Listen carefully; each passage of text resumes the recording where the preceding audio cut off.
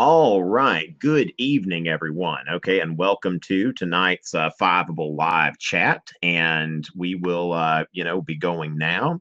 And let's see what's going on. Now, remember that if you are here because you've subscribed or your teacher has subscribed to you and all that kind of stuff, we're great. But it looks like there is a button here for replays and future sessions, some more information about Fiveable. So if you want some more information about Fiveable, go ahead and choose that. Click that button, and you'll be able to see some information about that. So make sure to check that out and see some more stuff about Fiveable. But now we're here to talk about the Civil War and whatever else y'all have on your mind. Let's see. Let me go ahead and do a poll. Let's get some more questions in. I've got one question about Reconstruction. Okay, so Zoe has asked a question about Reconstruction. And let me go ahead and put a poll out there and just kind of see where everybody is right now. Okay, so what are you studying in, let's see, studying right now? Okay, so your options here are going to be pre-Civil War, and then the Civil War itself, Reconstruction, and post-Reconstruction. All right, so and remember that tonight, unless it looks differently based on this poll, go ahead and answer this because I've posted the poll. Has your class not gotten to the Civil War yet? Are you studying the Civil War? Are you studying Reconstruction? Or have you finished the Civil War and Reconstruction all together? Okay, so yes, continue to vote. Continue to vote. It looks like we're about evenly split right now between the Civil War and Reconstruction. Okay, looks like we've got about 8 so far. So as far as that goes, we've got 8 that are pre-Civil War and Civil War, and then 5 that are Reconstruction and post-Reconstruction. Okay, so let's see where. Okay, good. We've got 29 people in here. So far about, let's see, less than 20 of you have voted, but we've got some more people that are voting. Okay, so that's very good, very good.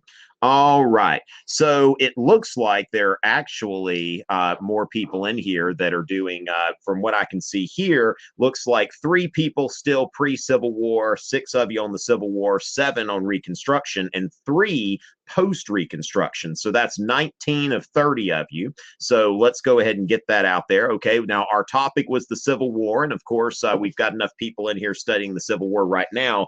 Questions about the Civil War itself will take precedence, but we will also, it looks like, be taking questions about Reconstruction because it looks like about a third of you are studying Reconstruction or post-Reconstruction. So far, we've got 3 questions. Remember, go ahead and get that in there. And if you'd like to chat with each other, we've, of course, got the chat room set up as well. Now, remember, the chat needs to stay at least somewhat relevant to APUS history. If it gets too far off topic, then I'll warn you or whatever we have to do there.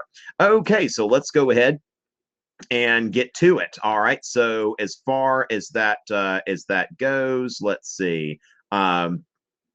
Okay, can I go over the main conflict with Great Britain? Okay, so what are we talking about here? Now, Madeline, you remember that when you ask questions, we need to be very specific, okay? Because the way that I'm going to answer this question is going to be that you're probably talking about something that is not going to be on the exam.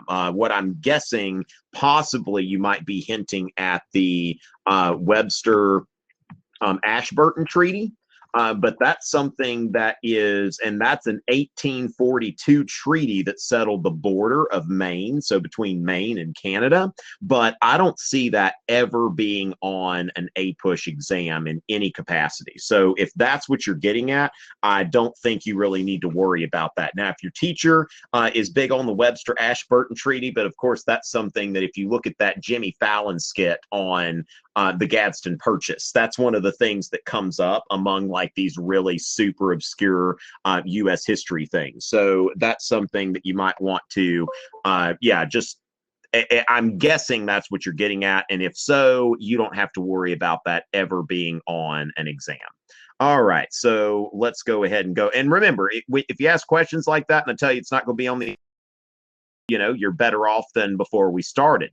All right. Oh, excuse me. Excuse me.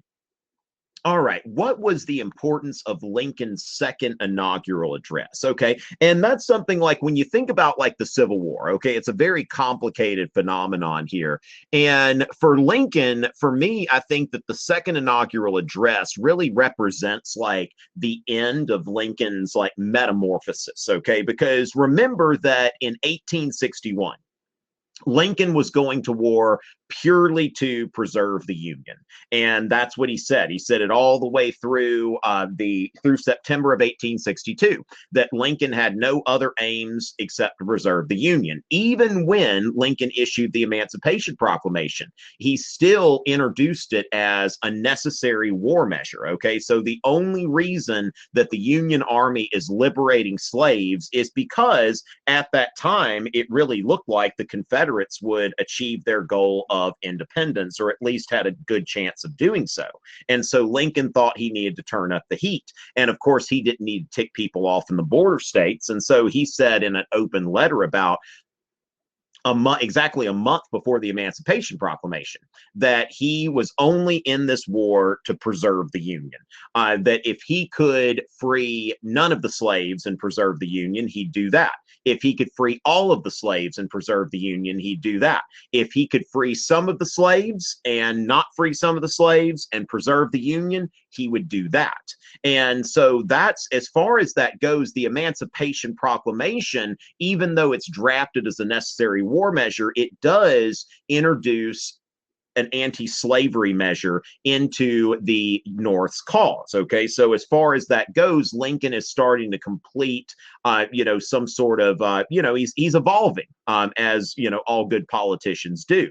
And so then when you look at the Gettysburg Address, where he talks about government of the people, for the people, by the people, Lincoln has been going through this process of bringing more meaning to a war that was at first, at least for him, a very limited war against secession and to preserve the Union. So when you look at Lincoln's first inaugural address, it's basically saying that, he has no intention of interfering with slavery, and he doesn't even oppose attempts to enshrine slavery into the Constitution, that he would enforce the Fugitive Slave Act and all of that kind of stuff. So you go to the second inaugural address, and that's when Lincoln says, that if every drop of blood has been drawn with a lash needs to be compensated by another that is drawn with the sword, then so be it. Okay, that he framed this as that this war, that the reason why this war happened. Okay, he sees this in a very like providential, kind of fatalistic kind of light. He believes that God has appointed the time to get rid of human slavery in the United States. And so that really, to me, the second inaugural address really crystallizes Lincoln's evolution from I'm just doing this to preserve the Union to I'm doing this to preserve the Union and to eradicate slavery. Now, another thing about Lincoln's second inaugural address is that although he says that he's like, look, we're going to fight this till the bitter end and we're going to get rid of slavery. He also says that with malice toward none, with charity for all, let us finish the work we are in to bind up the nation's wounds and to create a just and lasting peace. And so that's the other side of this, is that Lincoln, while he's promising to, see the war through, he's promising to end slavery, he's also saying that once this war is over, that Lincoln intends he intends to bring the South back into the Union. He doesn't intend to try to, punish the South or anything like that, that he wants to restore the Union as much as he can without slavery. And of course, this is kind of foreshadowing presidential Reconstruction, which was really already in progress during the war. And so that's the other side of it. So I would say, first of all, that Lincoln is, framing the war as a war to end slavery. And second of of all, he is hinting at a lenient Reconstruction when the South surrenders, which was pretty much like almost just a formality by that time. Robert E. Lee surrendered the Army of Northern Virginia about a month after this. So those are the two things that I would take away from Lincoln's second inaugural address. And so as far as that goes, let's see. John, this question is lacking in specificity. I think you can edit your question. So if you could go ahead and edit that question so that it asks something more specific, that would be excellent. Okay. And so as far as that goes, who were the radical Republicans briefly? Okay. Now, the easiest way for me to explain this is to kind of think about, if you look at politics today, that President Donald Trump is a Republican. And most Republicans have a high opinion of President Trump, but there are some Republicans who do not. In 2016, you had the Never Trump movement. There are some people who are in the Republican Party that are not part of President Trump's faction. In a two-party system, now, if we had a multi-party system, you've got a party for each group of people. In a multi-party system, our Republican Party in the United States would probably be divided into at least 4 smaller parties, okay? That you would have a more libertarian party, you would have a more religious and social conservative party, you would have a party that's more nationalist and concerned about immigration, and then possibly a more centrist party, which would probably include, if we had a multi-party system, people who are today independents and Democrats. So I could see at least 4 parties being formed from the present day Republican Party if we had a multi-party system. And so in every party, it's kind of like a quilt. It's a patchwork of all of these different factions. And so Lincoln was really, one thing that needs to be understood about Lincoln is Lincoln was really kind of I would say a moderate to conservative figure. It's it's actually very, it's not a stretch to say that Abraham Lincoln was a conservative. Okay. Now, if you would say moderate, whatever works here, but Lincoln did not seek to make great changes in things. Okay. So when Lincoln said that we're going to get rid of slavery, the 10% plan and all of that kind of stuff he throws out there, that he told the Southern states, if you want to get back into the Union, then accept emancipation, that you are going to draft a constitution that doesn't have slavery. And then, 10% of the people who voted in 1860 swear an oath to the Union, and there you go. That's Lincoln's Reconstruction plan. Now, he didn't put any stipulations on what happened after that as far as African Americans. And remember, if we think about Dred Scott, the Dred Scott decision said that people of African descent cannot be citizens of the United States. Now, they had absolutely no constitutional background to do that, basis to do that, but that's what the Supreme Court decided. So when the Southern states accepted emancipation, they weren't conferring citizenship on African Americans. And so as far as that goes, there were people in Lincoln's party that felt that Lincoln was being too lenient, that he was too moderate in his approach. And so the radical Republicans, this was the anti-Lincoln wing of the Republican Party that had some bigger goals in mind. What they believed was they wanted to see not only slavery abolished, but they also wanted to see voting rights for African Americans and full citizenship for the African American population. Now, this was something that Lincoln never showed a willingness to do. In his final speech that he ever gave, I believe the day before he was assassinated, Lincoln said that he was certainly open personally. Okay, Lincoln speaking personally, he was saying that he was fine with, he wanted to see perhaps the veterans, the Black veterans, and what he called some of the more intelligent among the Black population get the right to vote. But he never spoke in favor of universal suffrage for African Americans. Now, so the radical Republicans wanted to see They wanted to see this. They wanted to see equality under the law for even the freedmen and women. And so, as far as that goes, these were the radicals that they didn't believe in Lincoln's like simple war to preserve the Union. They wanted and just abolish slavery. They wanted to see like a social revolution in the South that was presided over by the federal government. And so you can see that in Lincoln's Reconstruction policies, which were more lenient, versus the radical Republicans who wanted more punitive measures to be taken against the former Confederate states. So just think about these people as the anti-Lincoln wing of the Republican Party. Now, to underscore this, now, the point of view of this cartoon is Harper's Weekly, which was a Republican publication, but it was not a radical publication. Okay. So this was really like a Lincoln Republican, like moderate to conservative Republican publication.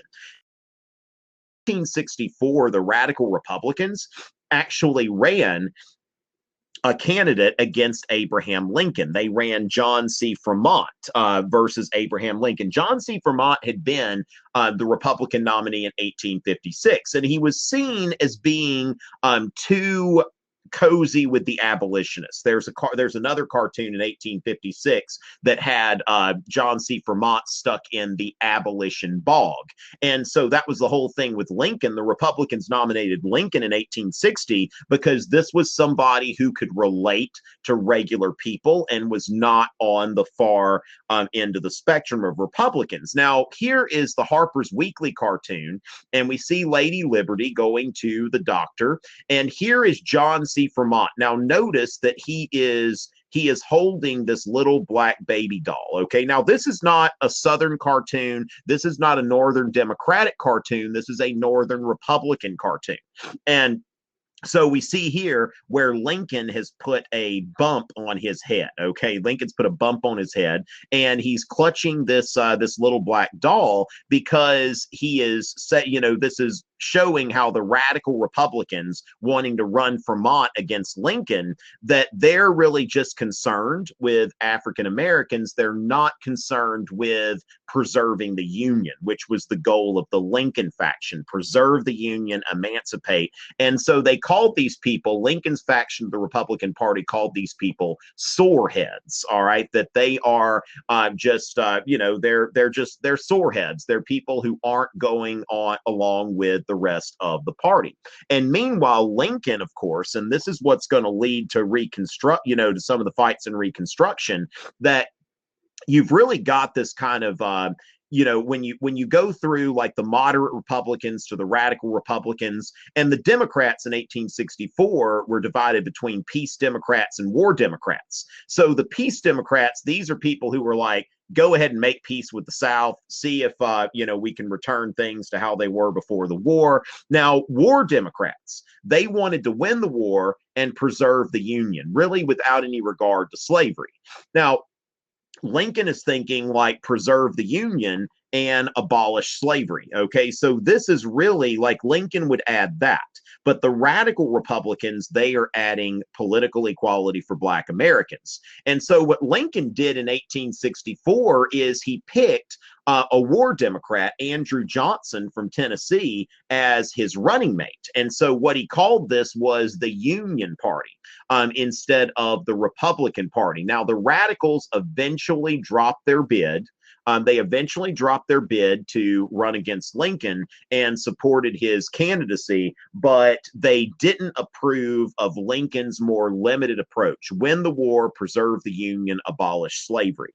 And so that really kind of goes into the difference between the Lincoln faction of the Republican Party and the radical Republicans. And so with that being answered, I think it would be good to go ahead and segue here. All right, to go ahead and segue here into let's see. So what we see here is during Reconstruction, what is the difference between the radical Republicans and the congressional radicals? Okay, that's actually, I thought you were going to ask the difference between Lincoln Republicans and radical Republicans. This is basically the same thing. Okay, if we're going to look at Reconstruction, on one side, we've got presidential Reconstruction. All right, let me go ahead and pull that up just so I can show you a. Let me go in here so I can show you a graphic to go with this. Okay, so okay, so presidential Reconstruction versus radical Reconstruction, but radical Reconstruction is synonymous with congressional Reconstruction. Okay, so Lincoln's Reconstruction. Now, presidential Reconstruction was about allowing the president to manage Reconstruction policy and to do this as he saw fit. And so the president, whether it be Lincoln or Andrew Johnson, believed that the president should dictate Reconstruction policy and that Reconstruction policy should be focused on preserving the Union first and foremost. So congressional Reconstruction, aka radical Reconstruction. Now, the radical Republicans, they gained a lot of power and influence after the assassination of Abraham Lincoln. Had Abraham Lincoln lived, that would be an interesting alternate history kind of scenario, because Lincoln was wanting to focus on this original goal. Like after the war was over and the 13th Amendment was on its way to passage, Lincoln was much more concerned about preserving the Union. Whereas congressional Reconstruction or radical Reconstruction is about, about punishing the South or former Confederates and making sure that African Americans have equal rights. And so, if I've answered your question, the answer to the question, Zoe, quite literally, is that there's no difference, that the radicals in Congress, they're radical Republicans. So then let's see what we've got here. Let's jump back to, okay, so Anisha, that is kind of a broad question. I'll kind of see what I can do about that. I prefer questions that are focusing on something something specific. But before we do that, let's go, and I'll do that. I can look into that, but it would take a long time, just kind of go Reconstruction like start to finish. But one general thing would be putting presidential Reconstruction versus radical Reconstruction. Now, if we go back to the Civil War, Mary, how did General Lee help with the South's early success? Now, it wasn't necessarily just Robert E. Lee. Now, of course, Robert E. Lee was a very capable military tactician, but he didn't take over the Army of Northern Virginia until 1862. Now, as far as that goes, let's go into just very briefly. I think it might be helpful to look at the Union and Confederate advantages that went into the Civil War. Okay, so let me take a look here. And okay, so as far as this goes, let's go into material advantages. All right, so let's go into the material advantages. And so it's not necessarily just Lee, but the South. Now, if we look at this here, that we see the material advantages, the North, is pretty much dominant there. Okay, so the North's got twice as many people. Now, of course, some of the people in the South are enslaved as well. So as far as the part of the population that's able to fight, the North's got a lot more than the South. Now, the North has just about as much farm acreage. Now, of course, some of the Southern farm acreage is focused on cash crop growing, but the North had more manpower. Also, when we look at manufacturing workers, okay, this is the classic Jefferson versus Hamilton, that, for every manufacturing worker in the Confederacy, the Union had 1, 2, 3, 4, 5, 6. So 6 times the manufacturing capability. And then the bank capital, how much money is the Union going to be able to borrow to finance the war versus the Confederates before they reach a breaking point?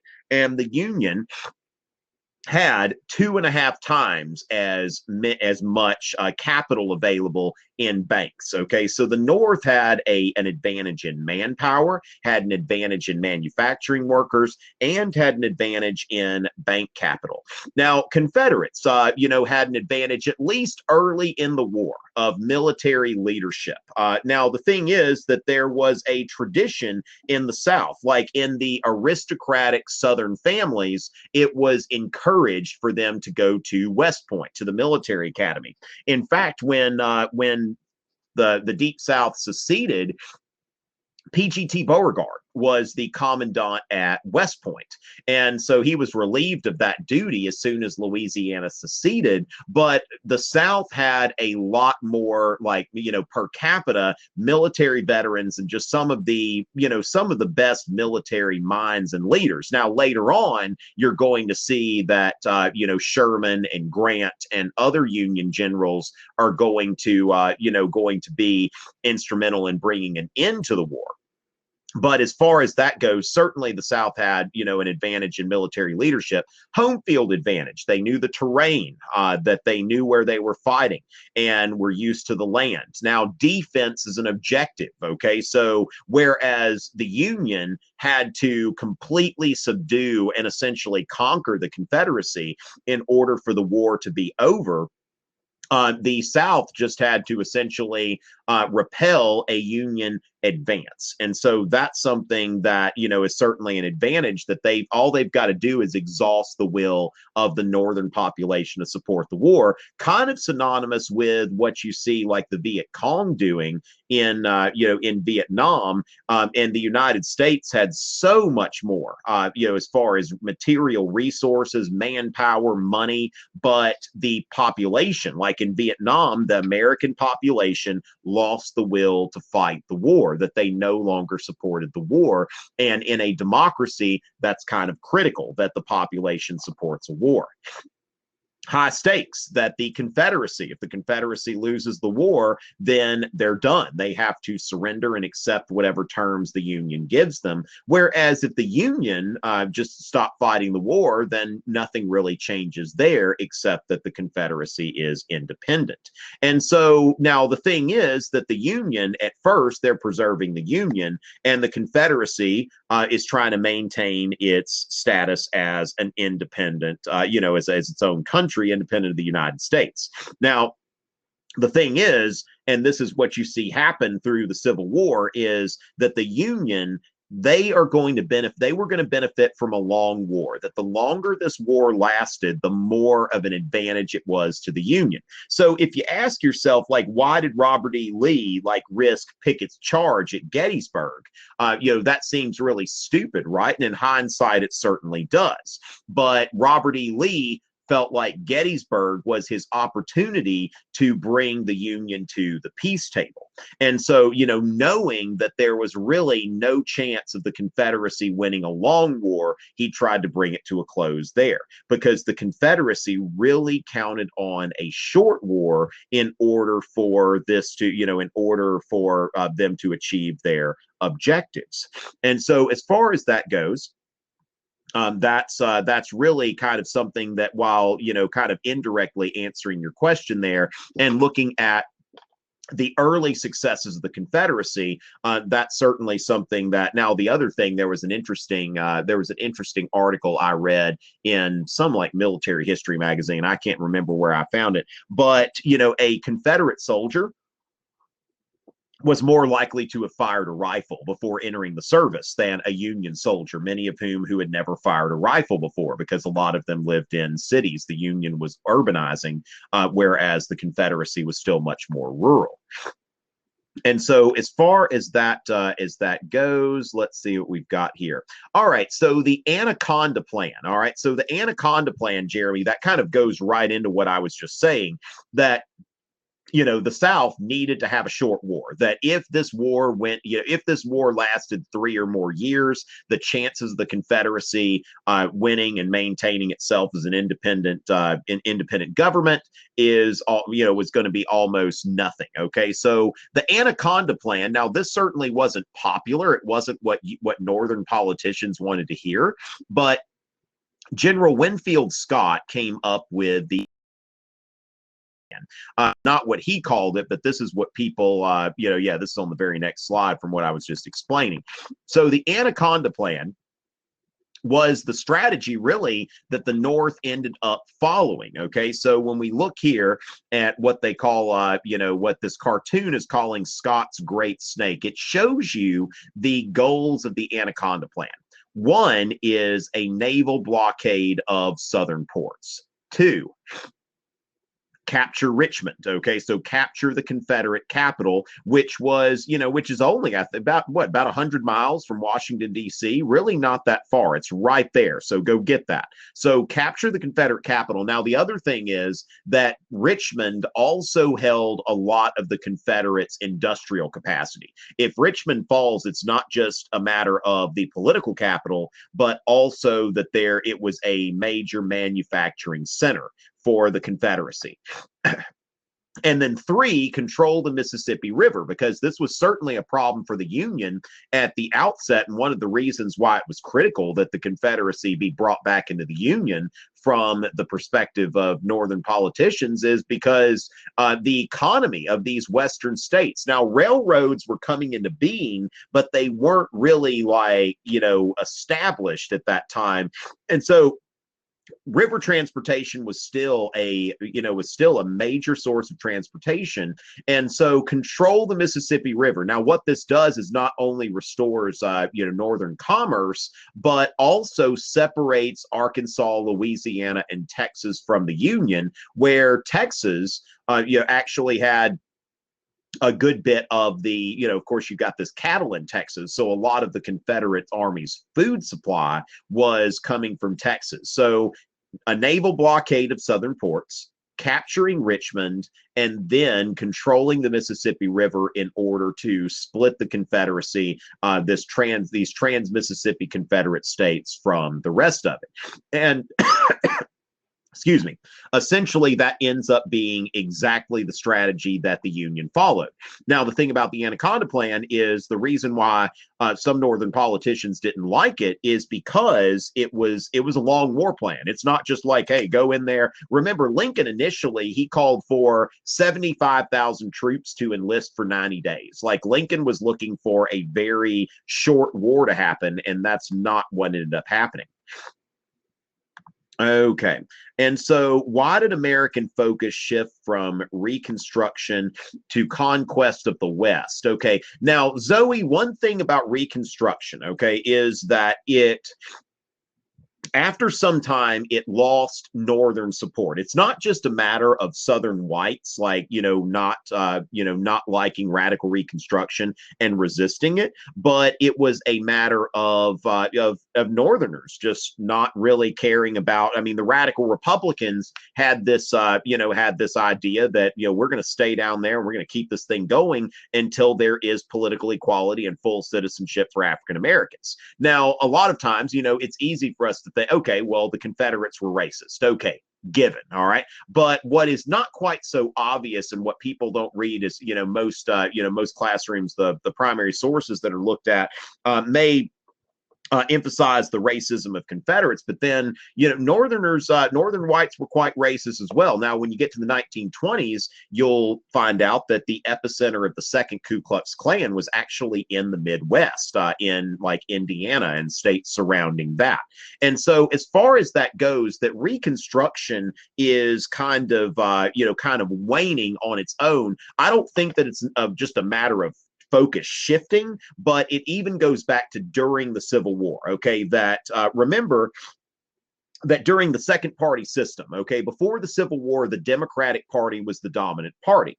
And after the Civil War, the Republican Party was the dominant party for some time, at least in the presidency. And so in 1862, Congress passed the Pacific Railway Act. And so they passed what was basically a very large internal improvement project, which would have, Alexander Hamilton and Henry Clay would have loved this. All right. So this very large internal improvement plan that was saying that let's build a railroad. So now during the war, certainly there's not a whole lot being built on that transcontinental railroad because a lot of the financial efforts and manpower efforts are going to the war. But after the Civil War is fought, Congress has already passed the Pacific Railway Act, legislating a transcontinental railroad. And so with that, after the war, that becomes a focus. So during Reconstruction, that is happening. So, if we look at, Promontory Point, I believe this was 1869. I'm just making sure that is, that that's accurate. Okay, so let's see that the Golden Spike Promontory Point. Okay. Yes, that was in, it looks like, let's see, Promontory Point, 1869. Okay. So the Transcontinental Railroad was finished in 1869, and they had this big ceremony in Utah where let me show you this. It looks like they've actually still got it. Okay. So at this ceremony, they have driven this golden spike. Let's see, yeah, so that's the original golden spike at the museum at Stanford University, which is of course named for Leland Stanford, who was an official, the person in charge of the Central Pacific Railroad. So 1869, you see that this railroad has been finished, and once the Transcontinental Railroad is finished, then the settlement of the West becomes a big priority. Now, also during the Civil War was the Morrill Land Grant Act. Okay, so the Morrill Land Grant Act was also passed during the Civil War, which is, creating these land grant colleges and universities. And part of this was to kind of encourage, the mechanical arts, agriculture, all that kind of stuff. And then the Homestead Act is the third piece of legislation that could be useful on your exam. There was actually an LEQ a couple years ago about basically the economic consequences of the Civil War. And so the Homestead Act was also passed during the Civil War. And this is giving like literally free soil. Like we think about free soil, we think about people just not wanting slavery in the West, but it is also a matter of wanting white settlers to go out there and settle in the West. Now, of course, there were the Exodusters. There were some black settlers that actually settled in Kansas as well. And so as far as that goes, that Congress had already laid the foundation. The Republican Congress during the Civil War had already made the orderly settlement of the West and the development of a market that's connecting California to the rest of the country. That's already happening. So these things are really going on at the same time, even though when we take this as an academic course, we look at one thing and then another, but really it's kind of like, one's going up while the other's going down. And, they're not strictly speaking related phenomena.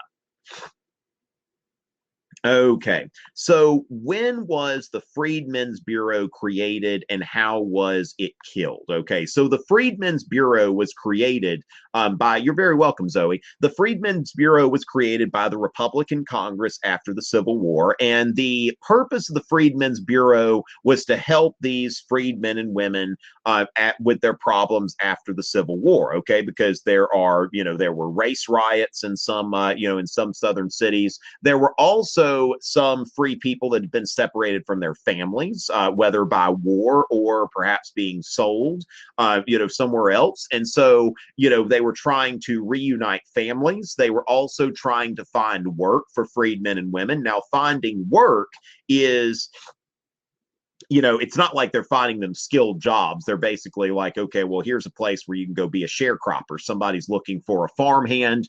So here's some work for you. And also to provide educational opportunities. So the Freedmen's Bureau was was basically designed to help, the freedmen and women adjust to their new life, which, as you know from studying Reconstruction, really wasn't that different from the old one because of these sharecropping arrangements. There was never there were some radical Republicans that wanted to redistribute a redistribution of land, that they wanted land to be taken from Confederate supporters and given to these freedmen and women, but that didn't end up happening. And so the Freedmen's Bureau existed for that, and it really didn't have a lot of support in the Northern electorate because, as we were saying, when you talk about the Civil War, like what was it about? Was it about this? Was it about that? It's complicated. And so it's not like the North won the war and the Northern population is like, yeah, let's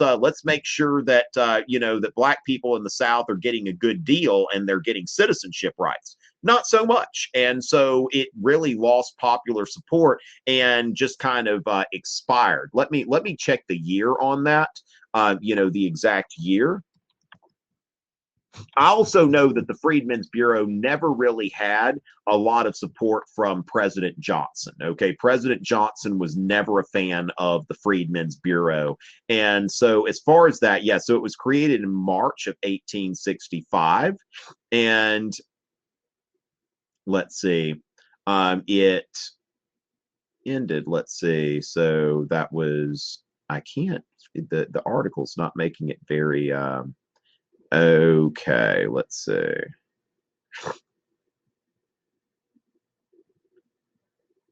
Yeah, I'm not seeing that, but sometime during Reconstruction, it was okay, 1872. All right, so they refused to approve renewal authorizing legislation. Okay, so what happened was basically in 1872, Congress said that we are not going to. We're not going to go along with it. So let me see, House of Representatives election 1868. Okay, let me just take a look here. That what you're going to see here, 1870, because it's 1872. So if we go to 1870, okay, the Republicans are still in charge, but remember, so let me just show you here that the Democrats, okay, so let's go ahead and just take a look at what's happening with President Andrew Johnson, just to kind of show you what's happening. And so if we go back to 1866, which is this is the election after the assassination of Abraham Lincoln, the Republicans gained 38 seats in Congress, 175 to 47. So when Congress is going back and forth between now let's see, why is that to 8? Okay, so there's a note here. Okay, excluded states readmitted after the start of the Congress. Okay, so the thing is, what you're seeing here is the Republicans really had, like, there were 3 Republicans for every Democrat, more than 3. Now, 1868, what we'll see here is the Democrats gained 20 seats. Now, there are still almost 3 Republicans for every Democrat. So we go to 1870, and we see here there are now 100 so now there are 104 to 139. And so if we look at this note here, that you've got. Okay, and then so this note here, this includes a liberal Republican, an independent Republican, but the radical Republicans, even though the Republicans hold the majority, the radicals by this time are really out of power, and it's really going to get to the point where I believe it's the 1872 election. Okay, not quite. Okay, you actually got the Republicans got some wins there, but finally, where we go to, so by 1874. Was where you see that the Democrats, like, whoa, like they gained a whole bunch of seats there. And so by the time, and of course, Reconstruction ends in 1877. And so at this point, it's really, you can kind of see the way that trend's going, that the support for Reconstruction, especially radical Reconstruction, is going steadily down as Reconstruction's going. And so the Freedmen's Bureau is killed when radical Reconstruction on behalf of African Americans is losing steam and losing support in the North. Okay. So as far as that goes, let's see, the 13th, 14th, 15th Amendments. Okay, so the 13th Amendment. Now, I always ask people, like when I'm teaching a class, I ask, what did the 13th Amendment do? And they say abolish slavery. And I ask, what else did the 13th Amendment do? And they're all thinking about it. They're like, huh? And they're just like racking their brains. And then I reveal to them it's a trick question, because it did nothing. Okay, that it freed slaves. Now, of course, then Kanye was talking about the 13th Amendment and how it does, it basically exempts criminals from its provisions. Like, it makes clear that convicted criminals who were in jail, like prisoners, can still be made to do slave labor according to the Constitution. But basically, as far as the 13th Amendment, it abolished slavery. Now, the thing is that slavery is abolished, but it's almost like if your parents were to kick you out of the house and with no money. So, and I'm not talking about you're going to college. I'm talking about like some of y'all, most of y'all are probably in 11th grade, maybe some of you in 10th grade. And so imagine that your parents who have had like all these rules for you, and you're like, I hate these rules. But then again, you stay under their roof because they provide things for you. But let's say that they kick you out of the house and you're like, oh, I'm free. But then you're like, I don't have any money. I don't have any job skills. All I can really do is go work for minimum wage at a fast food restaurant or grocery store or something like that. And you realize that, like, whoa, this freedom, like, I'm not really ready for this. Okay, that there's not, as far as economically, you're not equipped. And so the 13th Amendment abolished slavery, but it really didn't do anything to protect African Americans from the governments of the southern states during Reconstruction, which passed black codes. Okay, so this is where we have to think about the black codes. They basically defined citizenship as applying only to whites, and that while slavery was abolished, that freedmen and women did not have the same rights as white citizens of those states. That would include the right to bear arms. That a black man was declared ineligible to have a gun or even a Bowie knife, like a knife that can do some damage. That was in the Mississippi Black Code. Even a black man owning a Bowie knife was deemed illegal. That black residents, because they're not being defined as citizens, they couldn't purchase alcoholic beverages. They were not allowed to be intoxicated. If a minister wanted to preach, they had to get a license from the state. Now, remember, before the 14th Amendment, states could pass about any regulation that they wanted. And so as far as that goes, the 13th Amendment did not confer citizenship or rights on African Americans. That's what the 14th Amendment did. Okay, so the 14th Amendment abolished, or 14th Amendment not abolished, but instituted birthright citizenship, that anybody who is born in the United States and subject to its laws is a citizen of the United States, making clear that African Americans are citizens of the United States and are entitled to all of the privileges and immunities of citizenship, as well as due process. And so as far as that goes, that's the 14th Amendment. And then the 15th Amendment. Now, the 14th Amendment still did not confer the right to vote, okay? Because remember, technically, a woman at that time was a citizen of the country, but not a citizen in the sake, like in the real sense, that she could actually participate in politics, and in the governing process. Now, the 15th Amendment was very clever. It didn't say that people who are of African descent cannot vote. Must be allowed to vote. It didn't say they must be allowed to vote. It said that someone cannot be disallowed to vote because of race, color, or previous condition of servitude. And so the thing is, it didn't say that somebody could be told you can't vote because you can't read. And so as far as that goes, you see that what happens after Reconstruction is over, that you see with the 14th Amendment, which guaranteed all citizens equal protection of the laws. So all citizens are to be treated equally. Well, Plessy versus Ferguson, you saw where you had the railroad cars that were segregated. And so Homer Plessy sued and said that this isn't right. The 14th Amendment says that there's equal protection of laws. Well, the Supreme Court issued the separate but equal doctrine. So if you think about it, if we order two pizzas and I've got a medium pepperoni pizza and you've got a medium pepperoni pizza, then we've both got a medium pepperoni pizza. And so the Supreme Court said that that does not violate the 14th Amendment, as long as there are cars that, like, if there's a car that anybody can get into, then it doesn't violate the Constitution. Now, if there were an all-white train, then that would violate the Constitution.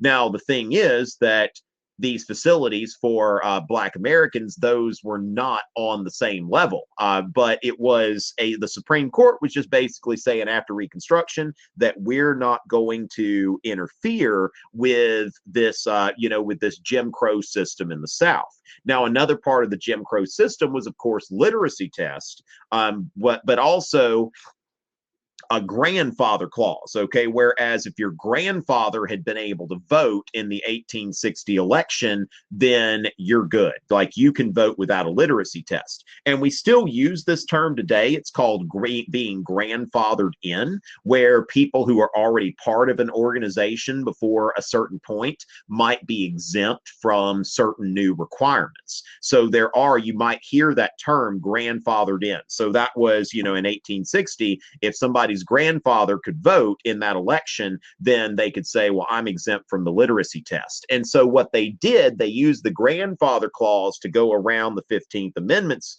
prohibition of not allowing people to vote because of race, color, and previous condition of servitude. So as far as that goes, that's what you're looking at there, that in the wake of Reconstruction, these amendments did not, because of the way that the government dealt with them and Supreme Court interpreted them, these did not, go a long way in helping African Americans during the Jim Crow era. In fact, what they call the nadir, the low point of American race relations, was the turn of the 20th century.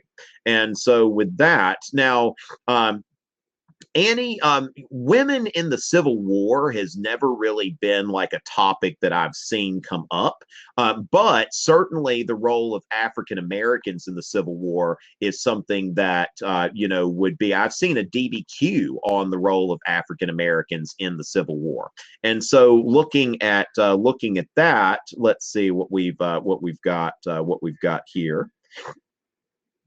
Okay, so first of all, the Emancipation Proclamation allowed the Union to enlist African Americans in the Army, and so as far as that goes, about 180,000 African Americans enlisted in the Union Army in the later years of the war. That was 10% of the Union Army, whereas African Americans only made up about 1% of the Northern population. So about a tenth of those who enlisted in the Union Army were African Americans, and they volunteered for these jobs. Okay, and so what we really need to know here, a few things that would be good for your DBQ, LEQ.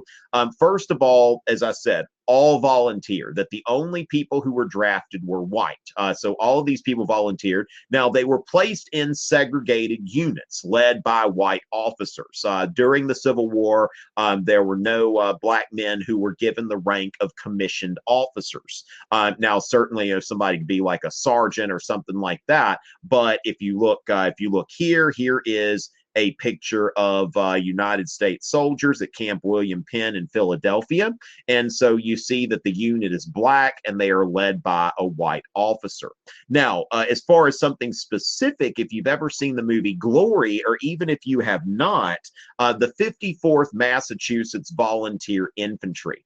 This was one of the first African-American units to see combat during the Civil War. And so that takes these people through it looks at the lives of these people through, from the Emancipation Proclamation and the initial enlistment of African Americans to the attack on Fort Wagner in the Charleston Harbor. And so there is a painting here of the assault on Fort Wagner, which the 54th Massachusetts played a prominent role in that assault. Now, African Americans, as far as the Confederates, that basically, although Robert E. Lee advocated, that it would be militarily smart to, allow for the enlistment of African Americans, it was really too little too late. In March, the Confederate Congress finally passed a piece of legislation that was really weak. It didn't even give unconditional emancipation of people who enlisted, but it did allow for the formation of units. But this was right before the end of the war, and that was pretty much like, they kind of missed the boat on that.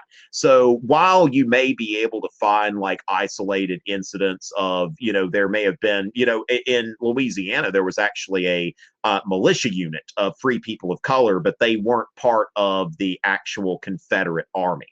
So those are some things to think about as far as African Americans in the Civil War. All right, so thank you, Annie, for that question. Okay, so as far as that goes, Hiram, the international support. Okay, so the thing is, part of Lincoln's aim for the Emancipation Proclamation was to make it impossible for Britain and France to support the Confederacy. So before the Emancipation Proclamation, the Confederates had ambassadors, or at least like envoys, because you can't have an ambassador because the Confederates were they were an unrecognized state. Like Britain and France never recognized the Confederacy. Okay, so it's kind of like during the Revolutionary War, Benjamin Franklin was a representative of the colonies in the French court, but they had belligerent status. Okay, so belligerent status means that you have not been recognized, your government's not been formally recognized, but you are allowed to at least have somebody there to make your case. Okay, so the Confederates had they had these envoys at the French and British courts communicating with the government. But what happened, like the British had abolished slavery and the slave trade and all that, I think in the 1840s. And so, and the British are actually, they're more people are voting than used to. So although the Confederates had a lot of support from the more established and wealthier people in Britain, they didn't have popular support because, as far as in Britain, it became, it's like, well, we can't recognize this, the population isn't going to really put up with recognizing the Confederacy, which after the Emancipation Proclamation was seen as fighting for slavery. And so that never happened. I think that Lincoln, it was a very, very adept move on Lincoln's part to put out the Emancipation Proclamation because it really put an end to efforts by, as far as the chances of success for the Confederates to be recognized were pretty much like done after that. And then also, I believe that the British were also finding new sources of cotton. Like you can grow cotton in India, for example. So the Confederates were not as like necessary after that. So, good question there. All right. And so as far as that goes, now, Zoe, I would not get into a difference between the 10% plan and Andrew Johnson's plan. What I would focus on is that Johnson tried to continue Lincoln's Reconstruction plan, which the thing for that, when you look at Lincoln's Reconstruction plan, preserve the Union, allow the Southern states back into Congress, no, military occupation or anything like that. Just a lenient Reconstruction plan that focused on emancipation and preserving the Union, whereas the radical Republicans were more focused on, punishing former Confederates and making sure that African Americans had citizenship rights. So I don't see any case where you would really have to know how was Johnson's plan, like the intricacies and the differences there. What you really need to focus on is the difference between presidential Reconstruction, directed by the president, lenient, focused on emancipation, preserving the Union, letting the states back, Southern states back into the Union, and then radical Reconstruction, which said that the Southern states, they seceded, they're gone, move your feet, lose your seat. They treated them like conquered provinces to be occupied by the military, which would enforce voting rights for African Americans. And so, yeah, I would not focus on that question for APUSH. Let's see. Okay, John, that is a very, very complex sort of question there.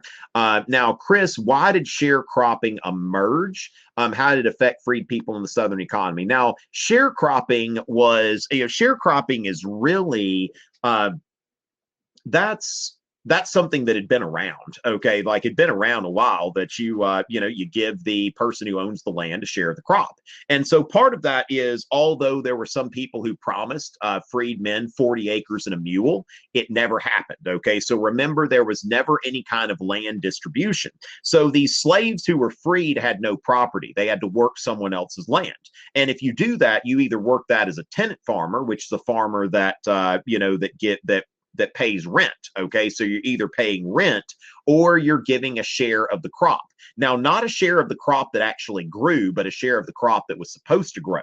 So if you had like a bad year, then you're in debt. Okay. So as far as that goes, sharecropping was a way to not, I mean, it was pretty much a continuation of the Southern cotton economy as it had been before, except now, there was no obligation on the part of the landowner to provide, food and lodging for the workers, but they were on their own. And so they ran up a lot of debt. So as far as that goes, now, another thing to note is that there were plenty of white sharecroppers, but, it's not like a much lower percentage of white people were sharecroppers than black people. So, sharecropping was not necessarily exclusive to the African American race. So sharecropping emerged just basically to deal with how do we continue the economy and not completely crash the Southern economy, which was still based on cash crop agriculture. I'm certainly glad I can help, Emma. Certainly glad. Okay, so let's see. And I may go, it's 8 o'clock, but I think I'm going to go a little bit longer here and try to answer the questions that have been asked. Okay, so no new questions at this point, but let me kind of go through here and address some of the things here. Now, Jody, that's a great like alternate history sort of question. And there's certainly been a lot of historiography there. The Vietnam War was a big, I've mentioned that before in comparing these things, that the Confederates did, there were, a lot of emphasis is placed on Robert E. Lee's initial success in the Eastern theater, but the Western theater was a disaster for the Confederates, like from day one. Okay. So for example, like P.G.T. Beauregard said, you need to get all of the Confederate troops in the West together. But instead of trying to protect key places, the Confederates had a strategy where the Confederate government wanted to protect all of the territory, and which they couldn't. So there certainly are, like when we look at what happened in Vietnam, that the United States had all of these resources and still couldn't win because they lost popular support. The Confederates certainly could have won the Civil War if certain things had gone differently. Now, first of all, like when Ulysses S. Grant captured Forts Henry and Donelson, on the Mississippi River and one of those rivers, but basically Tennessee fell very early. New Orleans fell in 1862. New Orleans was the largest city in the Confederacy and I believe its largest port. And so those were some things that had those gone differently, things might have gone differently there. Now, another thing, of course, Lee's defeat at Gettysburg was certainly something that we look back as a turning point. Now, the same week that Lee lost at Gettysburg, was defeated at Gettysburg, then the city of Vicksburg, which was the last major city on the Mississippi River controlled by the Confederates, that Vicksburg fell as well in July of 1863. So that's a military turning point. The Confederate defeat at Gettysburg and the fall of Vicksburg, looking back, it's like, okay, it's going to be hard to recover from that. I think the Emancipation Proclamation was certainly something, because Lincoln redefined the war as an anti-slavery war and got support there. Now, I would say that at what point did the South really lose the Civil War? I would say that when Abraham Lincoln was reelected in 1864, that I think the Confederates, like if McClellan, George McClellan was running against Lincoln. If you look at the election of 1864, Lincoln only got 55% of the vote. So Northern public opinion was fairly fragmented there. But the thing is that the Copperhead movement reached its peak like in early 1863 at the time of Lee's victory at Chancellorsville. Now, after Gettysburg and Vicksburg, the Copperhead movement, which was, the Peace Democrats, kind of dwindled. But I would say that once Abraham Lincoln was reelected, because that's when he approved Sherman's plan. Now, Sherman submitted his plan for his march and for scorched earth before the election of 1864, but Lincoln thought, this is not going to be something that people will tolerate, in the north, like even the north, like, he didn't want, news of this during an election year. So once Lincoln was reelected, it's like, okay, let's go in here and finish the job. So I would say that, the South, certainly there are scenarios in which the Confederacy could have won the Civil War, which, remember, that's not defeating the North, but just exhausting the North's will to fight.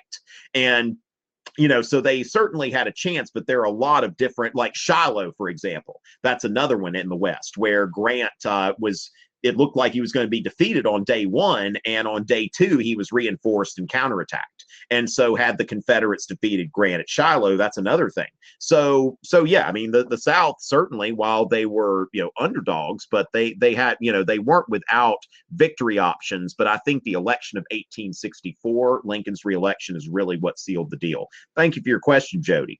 And the regional power struggle during the Civil War, its impact on the U.S. John, I'm gonna go ahead and just these two questions are both, and the one about Reconstruction in general, they're just they're not very specific.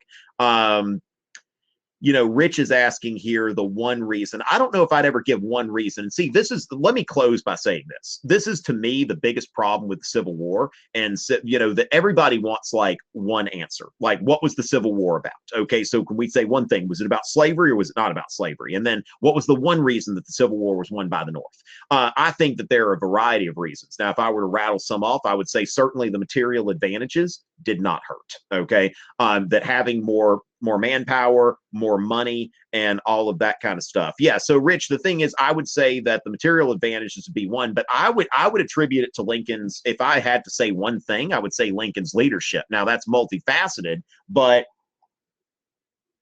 Abraham Lincoln, first of all, he knew what needed to be done. He knew what he needed. He knew he needed an aggressive general. When it came across that McClellan was not aggressive enough, he fired him. Other people he fired. And then finally, he found Sherman and Grant. Like, he found the people he needed, and then he let them do their jobs. Also, Lincoln, with the Emancipation Proclamation, and also having the foresight to kind of see that, black enlistment will be good for the Union cause, and the emancipation will strengthen the moral cause of the Union.